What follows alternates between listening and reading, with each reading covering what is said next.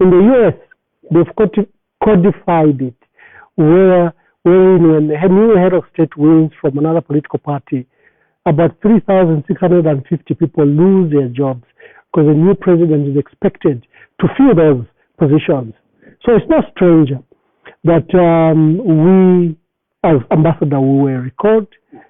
Not everyone was recalled. I think the first 13 that were recalled, and later other diplomats. So I'm happy to be home. I served my country. I've served my country with diligence, with commitment to duty, and I'm glad to be home. Welcome. Thank you very much. We can't ignore the other aspect of you, that besides being a former High Commissioner to South Africa, as well as a permanent representative to Ethiopia, and also a person that sat in the African Union. You, at some point, served as Northwestern Province Permanent Secretary. Later on, you were appointed again as PS under Minister of Information. You were fired. I should make mention of that. You were fired under late President Michael Chilukasata and reappointed by President Edgar Chagwa Lungu. How do you look at all these dynamics? Because again, remember, I'm talking to you as your fellow journalist. You being my veteran journalist to start with. What do you think how has been your contribution in the last 7 years, or besides that as well? Actually, your history is dating way back. It's been at the time when you were again serving under the office. Innocent, I have served in the civil service other than a break of 1 year for the last 19 years. I was drafted from both civil service and from my banking background. I was drafted into civil service to serve the former president, Dr. Frederick Jacob Titus Chiluba, in his office as second president, because that's a constitutional office. For example, President Rupia Banda has an office called designated by the title when he became president. So it's the fourth president's office. In President Edgar Lungu to be the sixth president's office, which we are setting up. So I served in the office of the second president as administrator, and I was privileged that Dr. Chiluba appointed me as his official spokesperson because of the many issues he was grappling with. So besides administering his office, I was also holding this famous position of a spokesperson, a position I held, until 2011. And I was privileged that President Michael Sata appointed me as permanent secretary to Northern Province, to Eastern Province, to Western Province, to Ministry of Information and Broadcasting Services, and then later to Cabinet. So I have had an opportunity to have immense experience, both from the private sector and now from government in the last 19 years. How did you manage the transition from, serving late President Chiluba, and later on you went to the Patriotic Front? How has been the transition, or we call it the flip-flopping? No, not flip-flopping at all. I was associated with the Patriotic Front from 2002. When Dr. Chiluba was grappled with issues, legal issues, political issues, and he appointed me as spokesperson, I said, Your Excellency, there is little you can do. What you are engaged in is a political fight. You need political alliance. Remember, President Mwanawasa just won elections, and he fashioned the party as New Deal. He said it was a New Deal, MMD, departing from the past. And then this huge corruption fight was begun against Dr. Chiluba, who faced a raft of charges. So we engaged and collaborated with President Michael Sata. In fact, it was my proposal that he had various proposals, but I said, I think Mr. Michael Sata will be suitable to help you in this journey. And he said, well, go and see him. I hope he agrees. And I went to it was a month after the 2001 elections. It was in January. And by the afternoon, President Michael Sata was before President Chiluba. And that's how we started the journey with the Patriotic Front. At that stage, the PF only had one MP in Emmanuel Msonga-Mpankata from Luungu, Luposashi constituency. And by 2006, the party had become the largest opposition at the verge of winning that election. And I was privileged to have played a very key role, backroom role, because I was running the office of Dr. Chuluba. President never moves. He has his legs and hands and ears, and I was performing those duties. So I've been associated with the Patriotic Front since 2002. Even in 2008, when President Chuluba made the decision that he was going to depart from the PF, which he had helped build for 8 years, and he would go to work with President Rupia Banda. He said he's a gentleman, he's a distinguished diplomat. I admire his conduct of politics, and he has just won an election. He says, I'll work with him.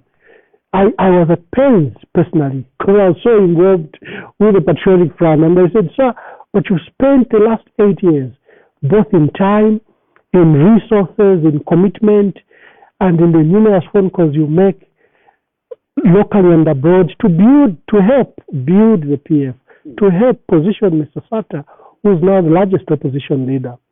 And then you are changing that we should go to President Rupia Banda, and Dr. Chuluba would laugh about it. Leave the politics to us. So I was associated then with MMD for that period, 2008 to 2011, because Dr. Chuluba made the switch. It is for that reason that President Michael Sata gave me the job, because he knew me, he knew my work, he knew my contributions. There was a difficult period between 2004 and 2007 when Dr. Chuluba was unwell and was spending a lot of time in hospital in South Africa. And there were political attempts to say Dr. Chuluba was not well. Was well, he was feigning sickness. So they worked to wage it to convince both government and Zambians was done by Mr. Sata on our behalf. So I collaborated with him very well to demonstrate that Dr. Chuluba was unwell, is a former president, is entitled to medical treatment across the world wherever he wishes to have it. And the politics that was feigning illness was just emotive and malicious. So that war, again, we waged it with Mr. Sata. There were many times you saw when we came from South Africa that Mr. Sata would be waiting for us at the Lusaka International Airport at the time. And there are many times he came to South Africa when Dr. Chuluba was admitted to hospital in South Africa, and he would come and see him. So I've had a long journey with the Patriotic Front from 2002. That was my emphasis. 7 years, serving as a civil servant. What legacy would you, both can talk about that you've left, with regards to serving Mother Zambia? Oh, very well. The work we did in South Africa. When I arrived in South Africa as High Commissioner, we didn't have formal engagement at state-to-state level.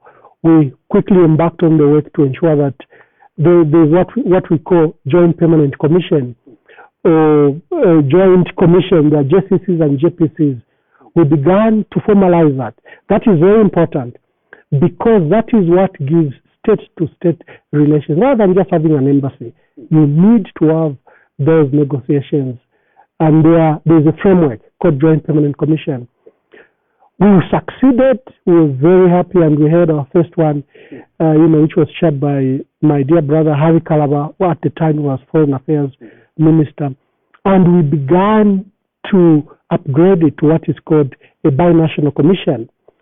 This binational commission, BNC, is far higher than the JPC, because the JPC or JCC is chaired by ministers, by counterpart ministers. But the binational commission is chaired by the president. Why did we do that? Because South Africa is our largest trading partner, other than China. And in the region, we are the largest trading partner to South Africa. Outside there, we have an arrangement dating back to 1910 between Namibia, Botswana, Lesotho, and Swaziland. So Zambia plays a unique raw. So that is how we managed and succeeded to achieve the binational commission, which is chaired by the head of state.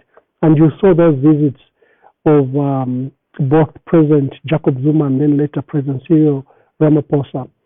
We coordinated our people in South Africa. I think South Africa is the largest diaspora community of Zambians in the world. At the time I was in South Africa, you have over 15,000 Zambians. So it's a huge challenge to deal with those issues, consular issues. People get sick, people get unwell, people die. Then the trading partners, cross-border trade, there are numerous accidents where you lose Zambians. You must have seen how many times I trekked back here, bringing bodies, ensuring that our loved ones were taken care of, beginning processes for insurances to ensure that if they were involved in accidents, that they were compensated, their families were compensated. So we expanded the volume of work in relation to consul services to attend to our Zambian communities. But we also formed the Zambia-South Africa Business Forum. This forum was to recognize that there's huge businesses between the two countries, and the investment required that it's secured in a formal, structured manner. And we also set up what is called the Invest in Zambia program, and it's still running. By the time I was leaving, we were in our third session, which brings together all investors from all sectors under one roof, with the collaboration from Lusaka and other, ZDA, Ministry of Foreign Affairs, Commerce, and their counterparts from South Africa, and you put them together. So there are numerous things we did in South Africa. Proud with the team from South Africa what we achieved in a short period of space. There's another matter of concern to me, which regards retail chains that are from South Africa and are based here. And when I went to South Africa, there was this issue that they just import Waltham, sometimes up to 90% of goods to sell to Zambia. And we engaged these retail chains that you have an obligation to buy from Zambia. You have a farmer who's growing tomatoes and you expect them just to sell from Soweto, when you have retail chains running from Chirundu to Mansa, from Mpika to Mongu, from Lusaka to Solezi. Why don't you afford on your retail spaces, on your shelves, these goods from Zambia? Then we have import substitute. Big companies like Trade Kings and others manufacture from confectionaries to detergents, high standard, high quality, export quality stuff. Allow the market. So we ensure that we smoothened those relations, both at state to state and business to business. I know the story is, is ending. We may speak in the next 1 hour. But for the sake of time, Ambassador, during your tenure in office, there were a lot of, talks around Emmanuel Mwamba. Some people perceive Emmanuel Mwamba as a politician. Others did accept that you were a civil servant. Did you at any point mix politics as well as your job as a civil servant? From day one in my work, as soon as President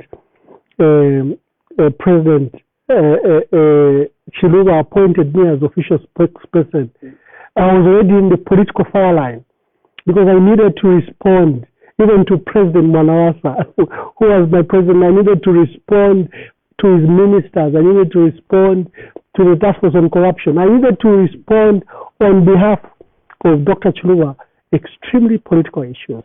So from day one, I was perceived as political because my role was extremely political, especially when I was speaking as spokesperson. But my work that of a civil servant required that I'm a civil servant. I adhere to procurement processes. I adhere to regulations of civil service. I adhere to audits. It was very important that is done. And in my role in the 2015 elections, the elections that saw President Edgar Lungu get elected. At that time, I'd just been retired in national interest. When I hear about people talking about being retired in national interest, well, I was retired in national interest. And the young man, I didn't know what that even meant, what it means to be retired in national interest, because retirement is associated with old people. But I was retired in national interest. But I'm excited about every phase of my life, because it's been a teaching lesson to my work and to my life. Right. My question, I don't know if my question has been answered. The question is, why was it so difficult for you to draw a line between the work of a civil servant and that of a politician? Well, I did draw a very distinct line. If I speak as ambassador, you saw my work as ambassador. Whether in Ethiopia or whether in South Africa, whether as a permanent secretary, my work was that of a civil servant. I've been privileged that I've had a long public life where, again, I state that I've been engaged first as a journalist. I come to your TV stations to make commentaries about public affairs in my capacity as a journalist. So there are those various parts of my life, and sometimes people might not understand them, where you are a consultant, you are a communications expert, you are a journalist, you are an administrator, and now a diplomat. Let's take it to just the August elections. What role did you play politically in ensuring that the Patriotic Front retains power? You remember that, again, your name was, it became just very big that you came back in the country and you went into politics. So let me make something very clear. Yeah. From 1968, when you have an election, diplomats are required to return home, all diplomats, to exercise their fundamental right, their civic duty of voting. And remember, Zambia doesn't vote from its embassies across the world. The Constitution has not allowed it. It has not allowed the embassies to issue, for example, national documents such as your NRC or passport or driver's license. These duties remain specific to Zambia. You have to come to Zambia to acquire them. So I need to clear this. Diplomats return the home, and it's been a tradition from the 60s to come and vote. There are stories that diplomats are here to campaign and work for President Rupia Banda. That for me was largely to campaign for President Edgar Lungu. That was largely unfair on many diplomats. I can speak for myself, where I was tasked by the president to come and help with the communication policy of both government and married to the party. I found nothing wrong with that.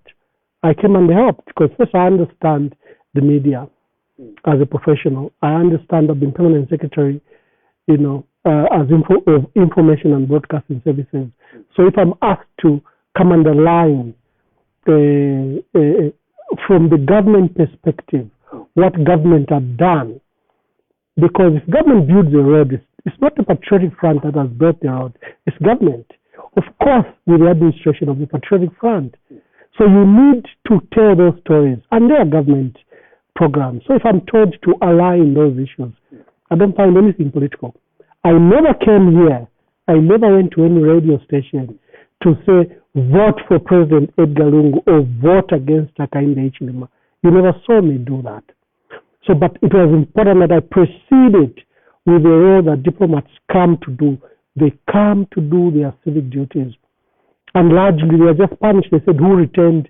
And then everyone is being recalled. That is extremely unfair.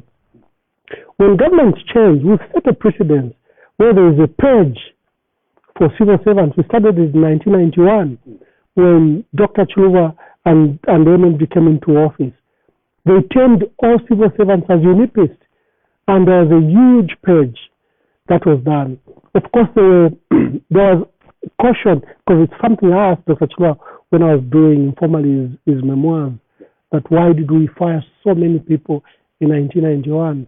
So he gave me an example of Dr. Kaunda's daughter was in foreign service, who didn't return until I think the following year, until her contract expired. You're trying to justify that we didn't do the purge. But from my perspective as an analyst, I can say there's been a purge where you term the civil service as UNIPist or MMDist, and now they're being termed as PF. And then there's unilateral dismissals because everyone, the PSs are being termed as the permanent secretary for Edgar Lungu or PF. They're even being called PF permanent secretary. That is a tradition we need to break. The civil service ought to be professional and ought to be respected as such. And we do not want the purge that is going on. I gave an example of the US that probably we need to codify it in the Constitution, where we state that the following will lose their jobs when a new government, a new leader from another party forms government. Maybe we should codify it so that we begin to separate the abuse where the purge takes place, where everyone suffers because they were appointed by Edgar Lungu, and they are deemed therefore to be PF, which is totally unfair. Most of the permanent secretaries, most of the directors, most of the heads of institutions I've met said no to many wrong things. They were extremely professional in their work. They can work and they can administer their work to help government, of course to cooperate with the ruling party in government. So we ought to stop the purge. The purges do not unite us. And the appointments that the president has done, he has done exactly what he used to speak against. He's appointed people from that held party positions, and he has brought them into civil service. At the top of the ambassadors, ministers, no one would mind. But permanent secretaries are deemed, purely professional. And you don't want to introduce the political stock at that level of permanent secretaries. But we've seen that the president has gone back on his own words. He has reneged his own words. Because I remember that there was condemnation when some people were appointed who were deemed to be extremely political to be permanent secretaries. So there are things we need to practice and practice what we preach. Yeah. Let's question the moral aspect of it, Ambassador Mwamba, with regards to maybe what is causing all this tension and the talk around, some people whenever they're appointed, people like you, for example, it could be the lack of morality, in their quest to perform their duties. For example, in your case, you in 2021 general elections, you did aspire to stand as a member of parliament in Kasama Central. At the time, again, you were still serving as an ambassador. Innocent, let me make something very clear. The question is, you were serving. After the Patriotic Front lost power, you went back and continued with your duties. So, let me make something very clear. No, let me make something very clear. Every person, including civil servants, have a right to support a party of their choice, number one. It's a fundamental constitutional right. They also have a choice to pursue politics, to stand as members of parliament. It's entitled, in fact, under the Electoral Act, it even provides for that, because it recognizes that civil servants will one day aspire for political office. And it says, the Act says that upon your filing of nomination, it should be preceded by a resignation. In fact, there were attempts in the bulletin where, to create distance between politics and civil service, there was that clause where we said civil servants must resign 6 months before they participate in elections. So there has been a recognition from the constitutional perspective that a civil servant can participate in elections, so long as they resign. Okay, both in 2015, 2016, and 2021, when I wanted to aspire, before even adoption process, before even filing of nominations, I informed my superiors and sought to resign to pursue the politics in accordance with the Constitution. So I didn't do anything wrong. And I didn't aspire, stand in Kasama, then go back to Addis now. Remember that I didn't even participate. I expressed intention, but my resignation was refused. So I remained a civil servant. I never participated in the primaries. I never participated in the actual election. I remained a civil servant up to the period until I came back last week. Yeah. How can we draw the line, Ambassador Mwamba, in terms of, tying the lifespan of a civil servant to that of a politician, for example? We have seen a lot of, some of you've been recorded already, the people that had a heart to save Mother Zambia. And here you are because of the change of government. My question is not only that as well. You have seen some permanent secretaries have been dismissed as well as other top government officials. Each time there's a new government in place, their job, has to go like that. But my question is, because the civil servants, these are people that have been in the system for quite longer, some of them. I mean, why should we continue tying their lifespan to that of a politician who is going to stay only in office for 5 years, 10 years, they go longer, and the like? That's why I call it a purge. Purges should not occur because a new government has won power. Where we borrowed democracy from UK or the US, they respect the civil service. And that's why I gave examples of the US, where you can identify those that you think should leave with losing or the president leaving office. We've done something anyway. Under this current constitution that was enacted in 2016, the position of both Attorney General and Solicitor General will go with the head of state who has left office or who has lost an election. So we began to make progress. But there should be no unilateral purges as we have seen, where the only reason you are being dismissed, not because you didn't do your job, but because you are appointed by the predecessor. That should never be the case. The victimization then continues. So the permanent secretaries that have been appointed, no matter how professional they are, no matter how distinguished and educated they are, they're going to be deemed as UPND permanent secretaries, UPND civil servants. And imagine another government came in, another purge would occur. Because the perception from day one is that you've removed permanent secretaries that are PF, you've brought in UPND permanent secretaries instead of bringing in professionals. So we as a country, we need to debate those issues and to ensure that we protect, especially for civil servants that may not have loud voices like yours and mine to speak for themselves. In the event that they're victimized in the manner, is it a sin to serve the predecessor? Is it a sin to serve the previous government? Is it? It is not. The issues of competency is what should drive dismissals, for example.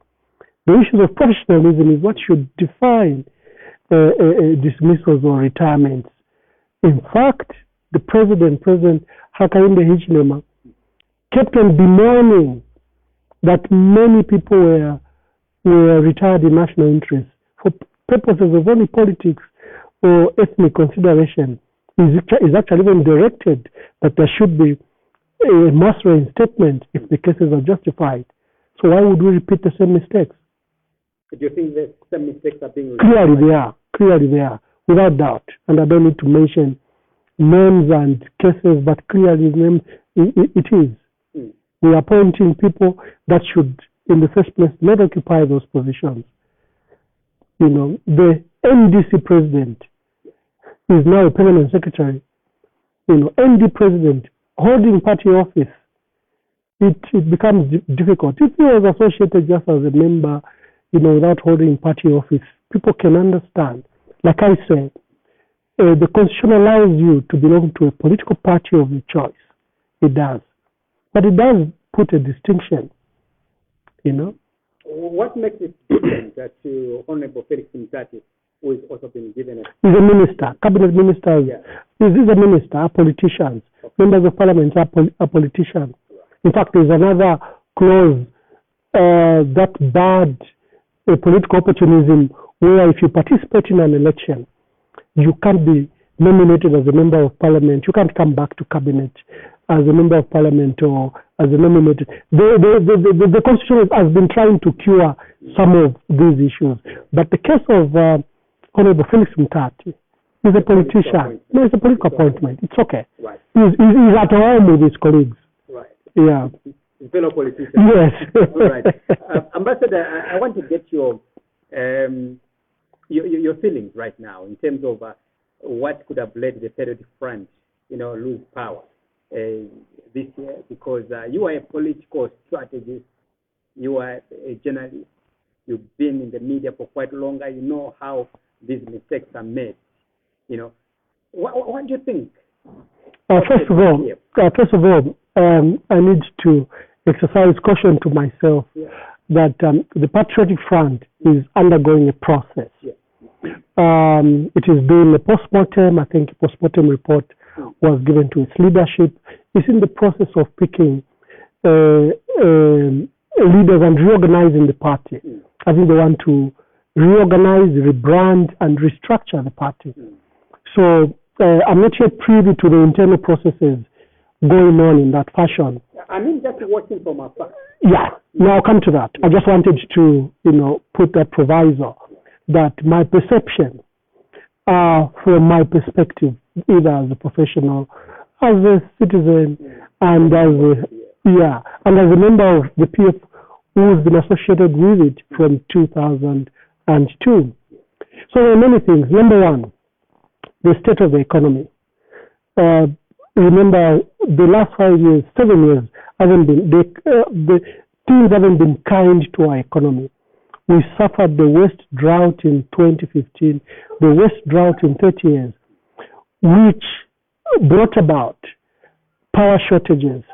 We had those difficult power shortages from 2015, 2016. Then we had intermittent droughts, major but not as major as the 2015 one.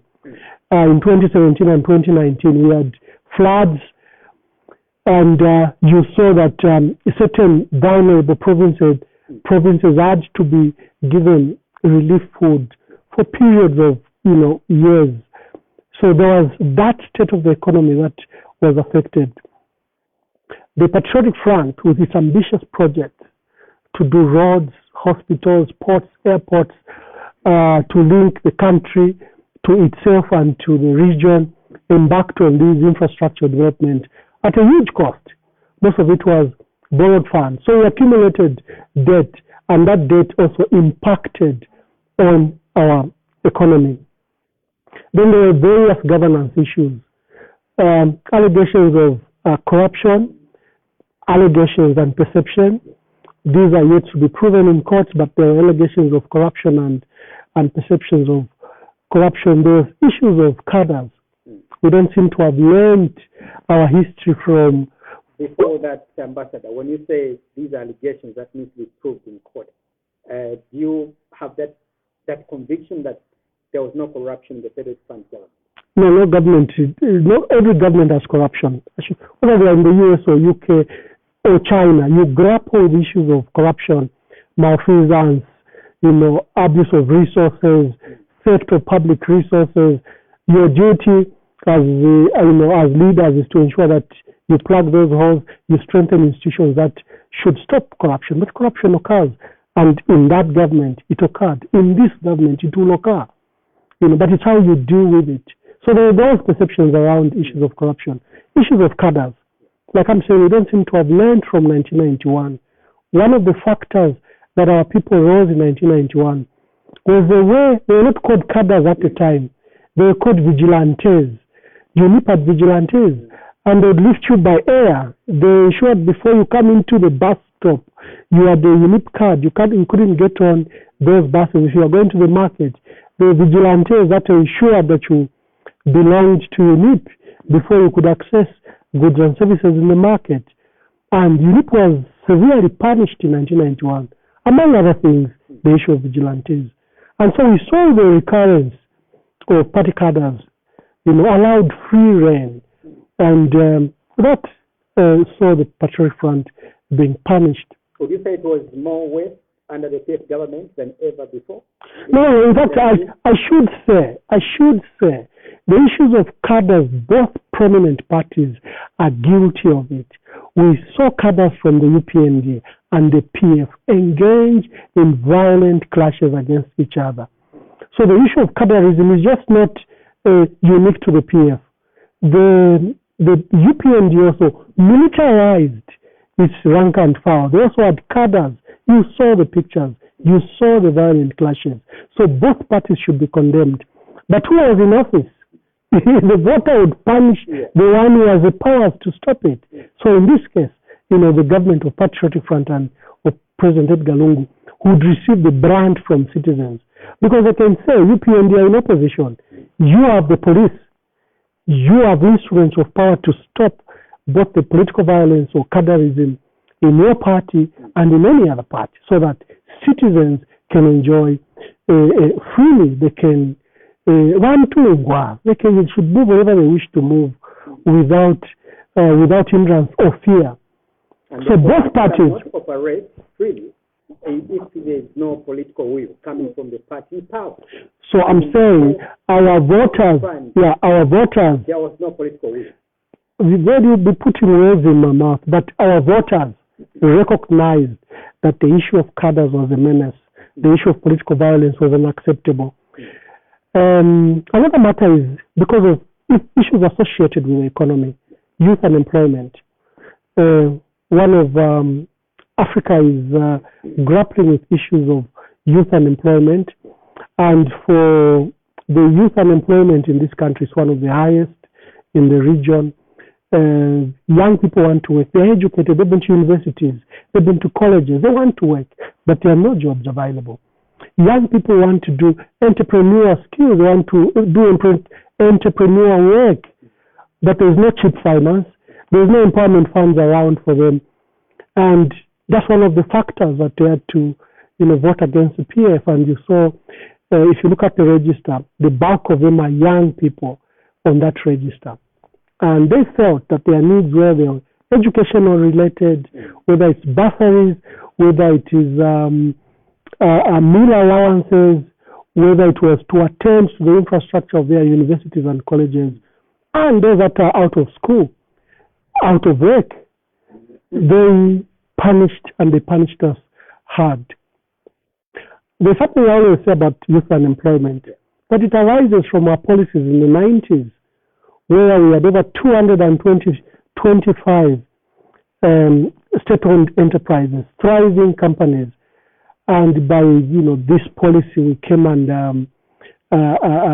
privatized, closed, liquidated, sold, and we've never recovered from that. Zambia was highly, it was a manufacturing hub for the region. We were highly industrialized. We now are having ghost towns. For example, if you go to Ndola, the industries are dead. And I shudder to hear that there are reports that will sell in Deni, will make those, the cities like those literally into ghost towns. Why am I mentioning the issues of youth unemployment, which we are suffering 20 years later, to taking you back in the 90s, is because I'm seeing this government taking similar policies of the 90s, where they are heavily reliant on the IMF. If you look at their national budget that was presented by Honorable Musokotwane, you see that he is going to borrow heavily to finance the budget to the extent of $4.2 billion, besides the larger deficit that he will open up. And they seem to rely on foreign investments. So these are things we did in the 90s, and we know where they left us. We've never recovered from there.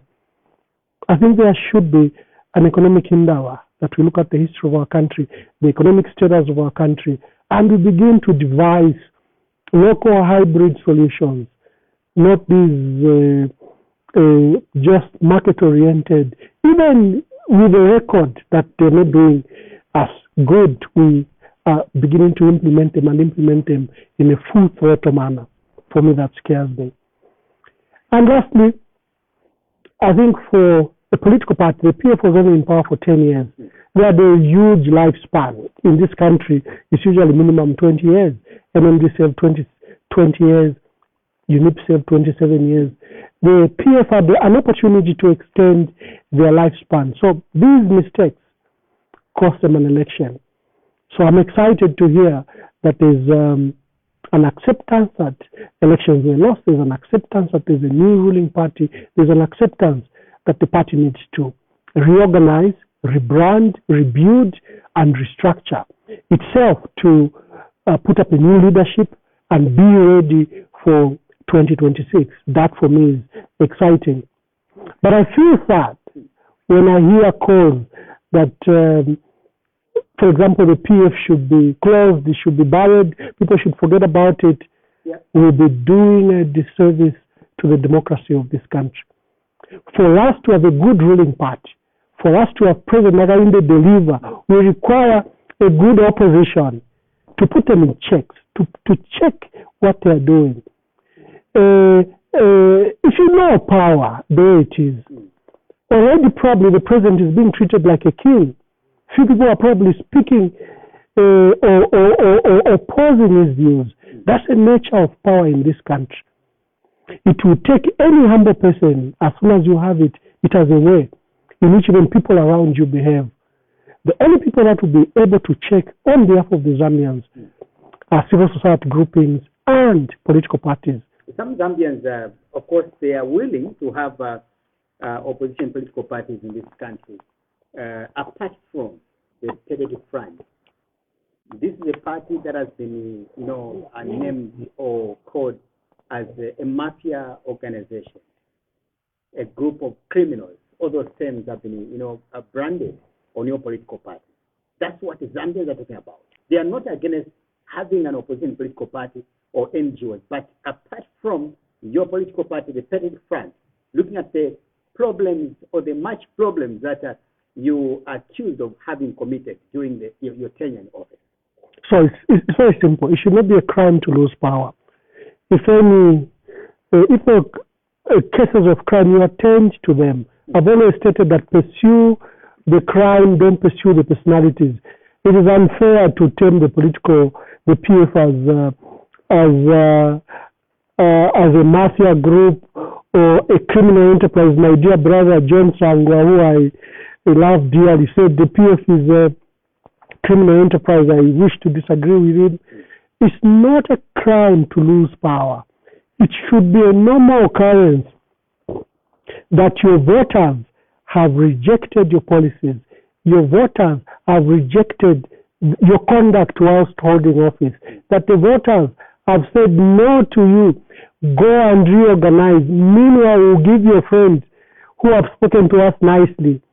The Zambians are like a suitor.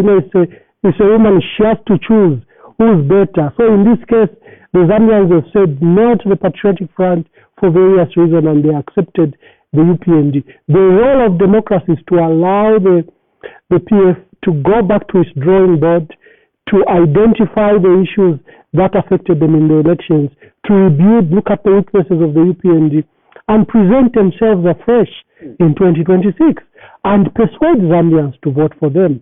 I expect the Socialist Party to do the same. I expect the DP to do the same. I expect any other political parties to do the same. We need to move away. The tension that is raised by elections in Africa is quite unhealthy, where it's beginning like you are even going to break the country just because of an election. We need to move away from there. The election should be a marketplace of ideas where I bring my policies. You are saying free education. I will say you pay for education.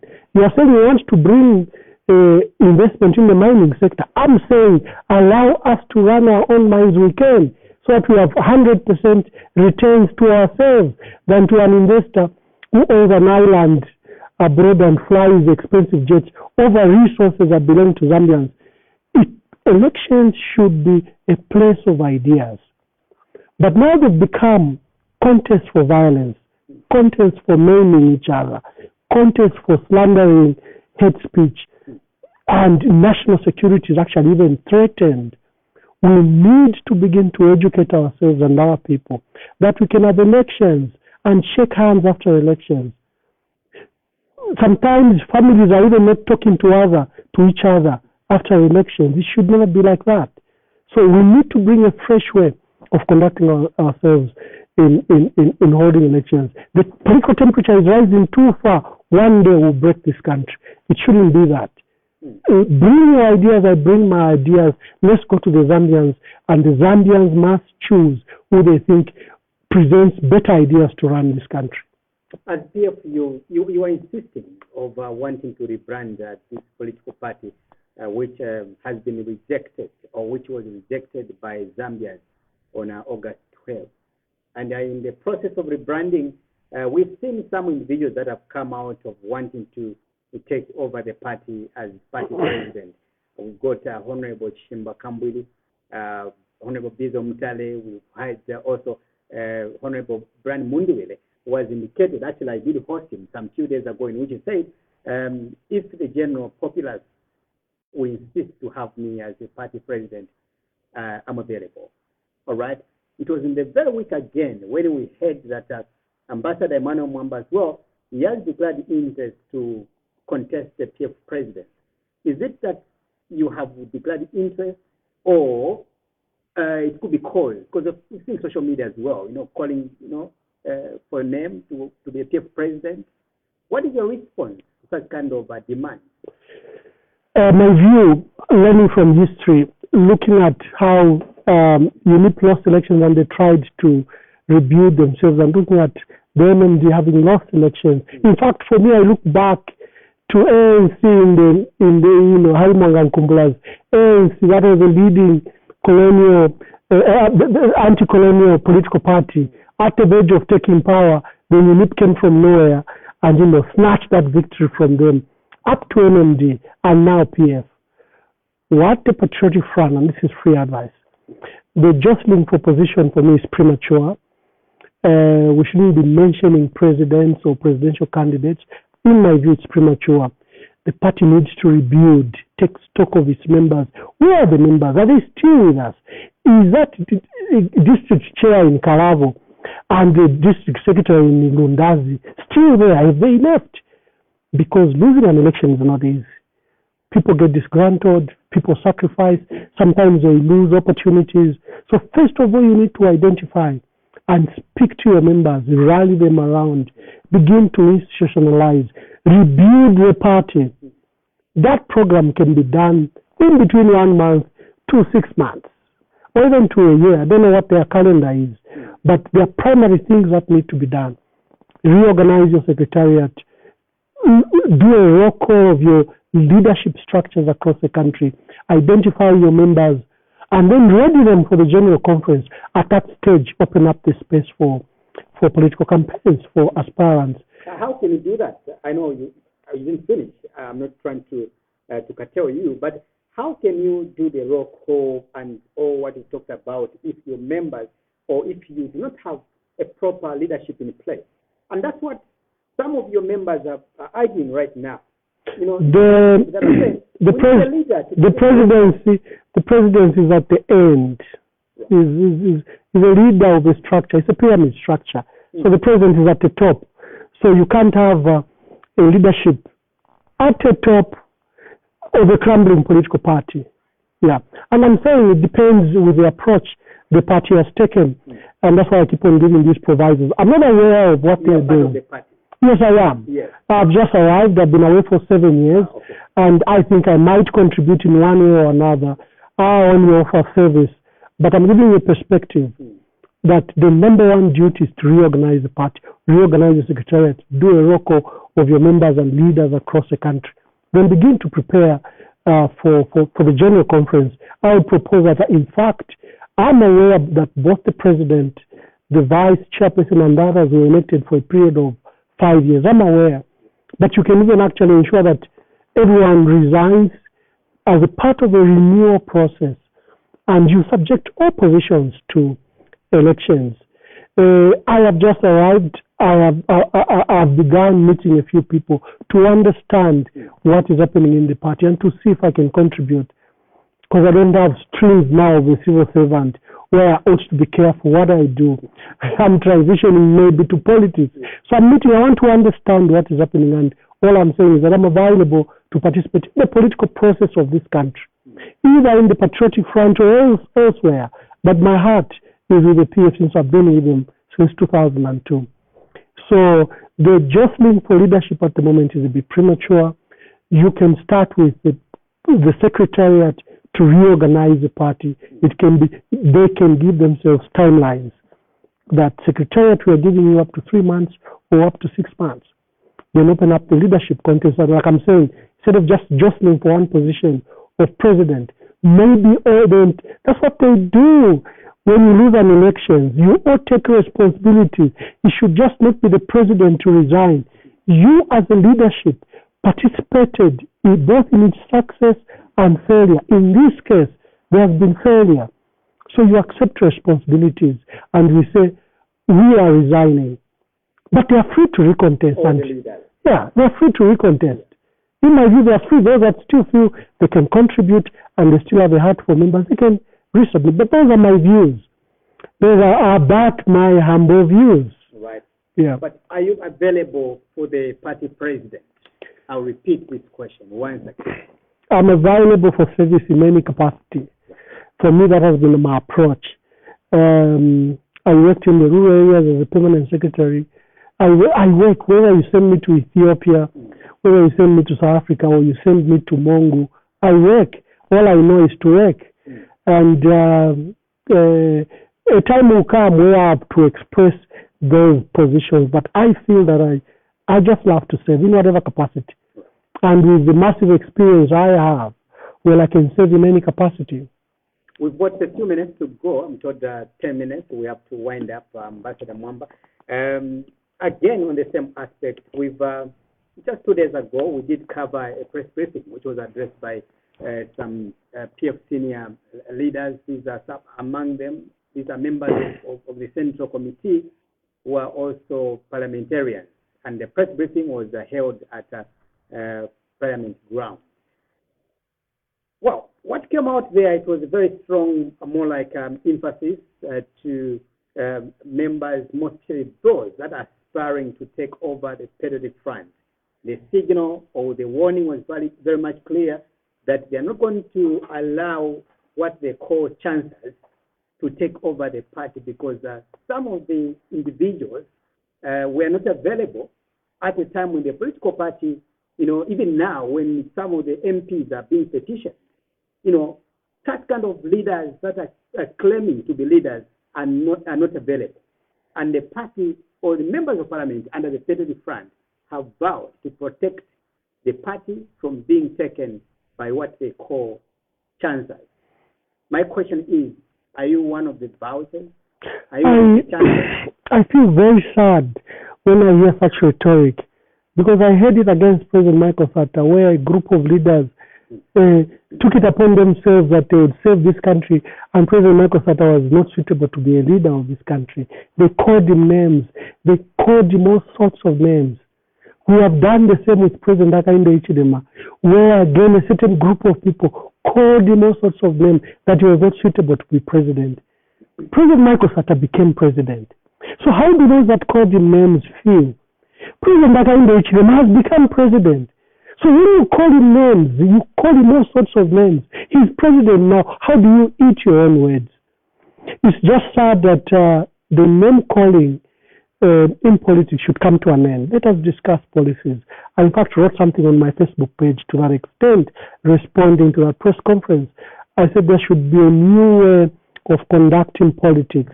I think the name calling, to the two examples I've given, I like, in fact, if I'm reminiscing on my page, if you go to my page, I even refer to the case of Jacob Zuma and Thabo Mbeki.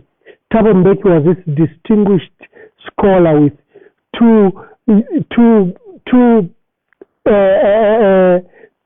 distinguished degrees from Oxford and Cambridge. And Jacob Zuma has never been to school. Jacob Zuma had never stepped a foot in class. He was informally taught in Robben Island in prison by actually Thabo Mbeki's father, Governor Mbeki. And when there was a contest between Jacob Zuma, who has never been to school, and this Oxford-trained, they would call him king philosopher of the president, they called Jacob Zuma all sorts of things under the heavens and the earth. But Jacob Zuma beat these educated, these classy people. It's just not good to call people names. You just don't know who they will be tomorrow. And in your and my personal life, we've seen people that have insulted us begin to call us boss or sir.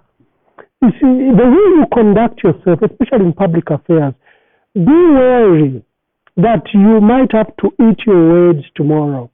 Be careful. So for me, I always call for clean politics. Don't name calling just across the board. Treat people fairly. You don't know where they'll be tomorrow. Tomorrow they may be your leaders. Yeah. As we close, I hope the director can entertain us just for about maybe 3, 4 minutes or so. I want just to get Ambassador Mwamba's comments regarding the fight against corruption.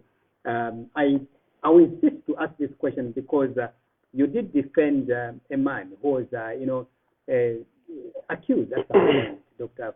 Frederick Chiluba, over the corruption allegations, in which at some point his immunity was removed, going to court, and what came out there. We spent years actually, taking him to court. There were so many attempts as well of wanting to have him tried before the International Court of Justice, which includes, I do trust our own institutions here, so I can't be tried in a foreign country. What do we got at the end of the day? It was nothing but an acquittal. Yeah, my question, just because you raised this at the last minute, my question to government has always been the same. First of all, the issue of lifting former president's immunity becomes a national security issue. I know people are against impunity. I know people want to recover resources if they are stolen. But if we have time, we can discuss it, how inappropriate it becomes to lift former president's constitutional immunity. In fact, our own constitution has recognized that this process can be abused. We've even strengthened mechanisms required to lift immunity. I've always called for the fight against corruption, not to be reliant on prosecutorial processes only. We need to pay attention to what the Office of the Auditor General is doing. We need to take those recommendations very seriously. We need to reform, which we are doing, because the procurement law was recently reformed in 2018. The financial service regulations also are being reformed. We need to strengthen oversight institutions, for example, the Parliamentary Accounts Committee at Parliament, institutions, law enforcement institutions such as the Anti-Corruption Commission. Now they are in court pursuing libel cases that we were insulted. The core mandate of the Anti-Corruption Commission is to pursue corruption, not to pursue insults. We need to strengthen these institutions. The Financial Intelligence Center has been a huge debate. They've done a good job, but their mandate is very limited. They can only prepare primary information for law enforcement agencies. So the fight against corruption must be comprehensive. Emphasis on prevention. Prosecution is good. It satisfies our people that something has been, someone has been punished. But also processes to recover stolen resources also must be enhanced. And it must not be selective. It shouldn't be selective. It shouldn't be ethnic driven, and it shouldn't be driven by politics. Because you want to vanquish the PF, you target PF leaders. That's not the fight against corruption. If you take that route, you are taking away from the fight against corruption. Ambassador Mwamba, thank you so much for coming. We will engage you later in the near future. I know that you're within the country now. Thank you very much, Innocent, and thank you to your viewers, and thank you for listening to us. Thank you so much. All right, we end our program this evening, Sunday, the 21st of November, the year 2021. With me, Innocent Phiri, IP. My guest has been Ambassador Emmanuel Mwamba, discussing various matters. I believe he's attempted to answer some of your questions. If he hasn't, I'm sure we can still do better in the future. Thank you so much for watching. Allow me to always say, may God bless Zambia, may God bless Mother Africa. Good night.